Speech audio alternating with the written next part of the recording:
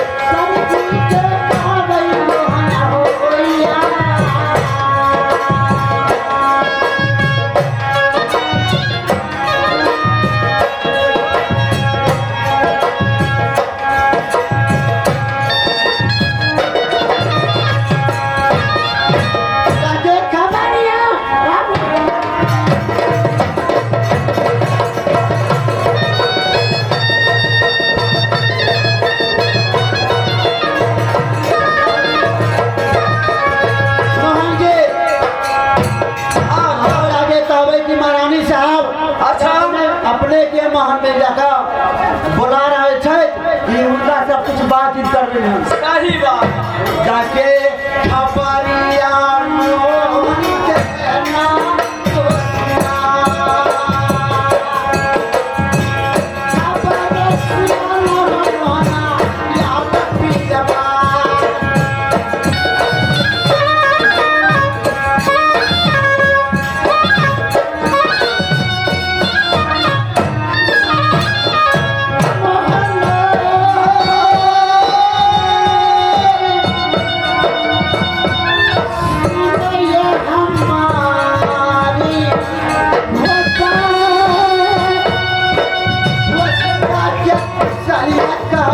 मेरे पिया बा।